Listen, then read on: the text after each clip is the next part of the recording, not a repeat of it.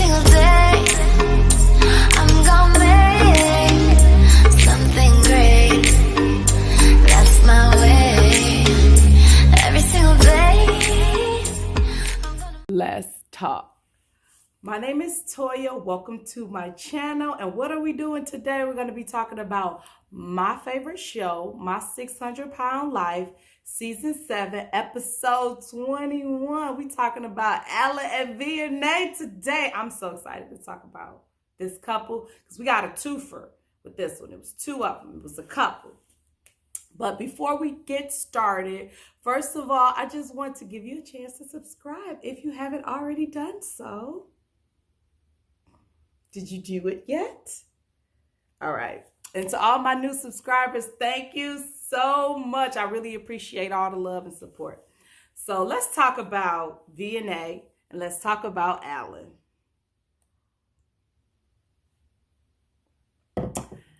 Now, my husband watched this episode with me, which he normally does not at all. Like, he's almost like anti 600-Pound Life, if that's a thing. But for some reason, he set up and watched this episode with me. And so now we have this new thing around our house. I'm like, do you love me like Alan loves Vianey? Like, that's my new thing. Like, I need to know that you love me as much as Alan loves Vianey. And if the answer is no or you don't know, you need to go back and do better. Because the way that Alan loved Vianey, what? They reminded me of my favorite love story, which is The Notebook. That used to be our saying. It used to be like, do you love me like Noah loved Ellie? That used to be what we say. But now it's Vianey to Alan, okay? But anyway, let's get into this video. We're talking about 600-Pound Life. They are from Chicago. Alan is 51, Vianey 35 years old, and the show starts like every other show. So first it shows Alan, he's getting up, getting out the bed. You see he has a difficult time, but what does Alan do? He presses his way to get dressed, to get ready. Why? Because he know he got to go help Vianey get ready. That's why this was one of my favorite episodes, by far. One of my favorite couples. And you could tell from the beginning that there was something wrong with Alan, and he later told us that he had an accident when he was 2 and fell on his head. Just by his speech, you could kind of tell that there was something going on with Alan, but I just really love both of their personality. I really love the honesty in this 600-Pound Life. Unprecedented. They did it. They was honest throughout the whole thing, I feel like, from watching. But we still ain't got into it. Let's get into it. So started like every episode. Alan get up, get himself dressed, get himself showered. He say, look, it take everything out of him to do this. But he know he got to go get his wife. They've been together for 10 years. They can no longer sleep in the same bed because they both just too big. So he goes, looks like to the back of the house. Vianey gets her up. She's pretty much bedbound. She can get up and she's mobile, but not really. So he gives her like a bed bath, gets her dressed, and then he starts to cook.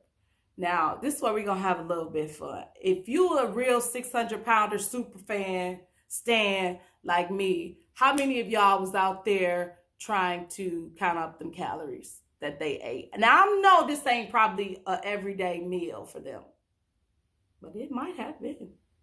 Because the show got to do stuff. People be mad like the show ain't real. The show has to do stuff for entertainment. The show has to entertain us. The show has to show us some stuff that we want to see. And let me tell you what the show showed us. I mean, this was a binge like no other. How many of y'all tried to add up them calories they had? Well, you don't have to, because I did it for you. I was like, man, to be able to eat like that. I was thinking like how amazing that is, but like if you a person with a binge eating disorder, you might want to skip past this because it could trigger you.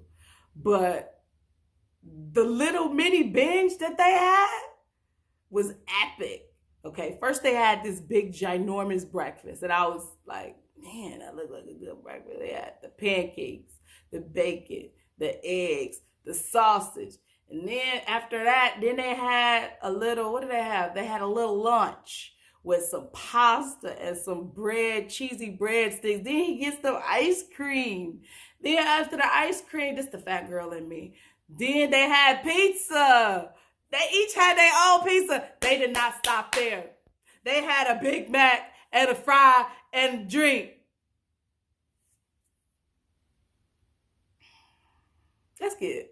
I'm sorry, y'all. I'm going to put a stamper when we start the story, starting at 6 minutes and something, because, I mean, this episode was so good. I just figured, like, we could have some fun with this one, you know, because we know the outcome. If you don't know the outcome, spoiler, they do an amazing job. They work so hard, and I can't wait to see their transformation in the end. So we just talking right now, okay, y'all? We just having fun. If you a real 600-pound lifer, you gonna be with me. You gonna rock with me, because this is what we do. We just talking about the show, running our mouth, just having fun, because this one was so good. We could just have a little fun, relax our hair, and just chit chat, and just talk a little bit. Oh, I did want to talk about, okay, that scene after they had ate all that food and they just laid back. I was like, oh my God, that's like their sex. I was like, I was scared. When I seen that scene, I was scared. I was like, that's so deep. So let's talk about Alan history, okay? Like I said, Alan said he had an accident when he was 2 years old, and pretty much that set the course off because he got talked about in school a lot, and he didn't have a lot of friends, and so he was kind of alone. And then it talks about his mom worked a lot, but then his mom got married, and then his stepfather, it seems like they were very close, and he said that was like his best friend. But then like 5 years later, they got a divorce, and he felt like he lost his best friend. That was so sad. That was so sad. And then, so he talked about his history. He just kept gaining weight. He was in school. And finally, he said a teacher came to his grandma, was like, he should just drop out of school. I don't know what school district, what school system it is. Instead of counteracting the bully, instead of trying to find out what's going on, we just say drop out of school. But anyway, that's what happened. And so he dropped out of school. And pretty much that's really about it with Alan. He just was at home a lot. And then he finally reconnected with some friends that he went to school with earlier, got in trouble, went to jail for 18 months. After that, had a hard time finding a job and just ate. Hence, we are almost here today. Let's talk about Vianey's story. Now, her story was a lot more tragic too. Well, I can't compare. I don't want to say hers was more tragic, but hers was a lot more sad. Hers was more emotionally distressing. She said it was her and her mom. I think she had a brother. Can't remember. But she just said her childhood, you know, pretty much her mom just was a bad mom. Her mom wasn't there for her. And her mom always got on her about her weight. And her mom was abusive to her. And so that was just the constant thing. Her mom was always trying to put her on a diet. Her mom was always restricting her. And it just led to this vicious cycle, which led her to continue eating. Then she said they moved in a guy and his son to come and stay with them, rent out a room or something with a young daughter. And the boy first he started threatening her, like, I'm gonna rape you. And then he eventually did start abusing her. And so, I mean, I think she said by the age of like 10 or 13, she was like 200 pounds just so he would leave her alone. But they finally moved out and they left. But by now she's really overweight, and her mom just continuing with, you know, hey, you need to lose weight, you're fat, just really abusive. And then her mom got sick, and then she went to Mexico to try to get treatment. Last conversation, they never even really had last conversation. Her mom just kind of stopped talking to her because she was just so ashamed and so disappointed with her. And then her mom died. So after that, I mean, she just started gaining weight, just really felt hopeless, and ate. And I mean, here we are. Month 1. I have to say this episode, I like how they did a lot of things in this episode. First of all, they live in Chicago. Dr.Now is in Texas. So instead of them trying to transfer all the way to Texas to do the plane and transportation, all of that, they did a video conference. Dr.Now basically was like, look, get up. Let me see you. How much do you think you weigh? And they was so honest with him. They was like, we pretty much just enable each other. We are free with each other. We don't have family and friends, really. We can't get out and do nothing. We literally just sit up and eat, and that's kind of like our thing. With them, he like, yeah, he looks at Alan, he like, yeah, you look like you weigh over 600 pounds. And Vianey, she was like, yeah, I'm probably close to 600. He's like, oh yeah, that's a safe assumption. Dr.Now is really witty and quick on his feet. He like, yes, that's a safe assumption. And so he pretty much is like, well, why do y'all think y'all gonna change? Y'all are just sitting here enabling each other. What is not gonna change? They like, we just gotta do something else. Honestly, I think that we're ready. So Dr.Now is like, look, this is what I'm gonna do.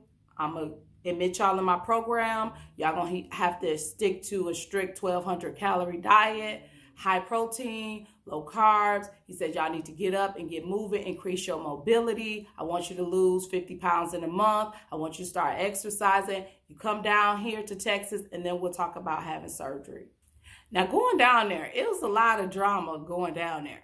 So it takes them 4 days to go down there. They got a family friend, and I think Alan's cousin to go down and help drive them with the U-Haul.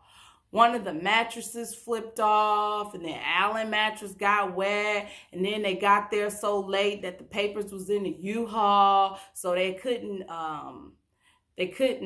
get the apartment that day like they were supposed to. They were out of money, so they couldn't go in a hotel.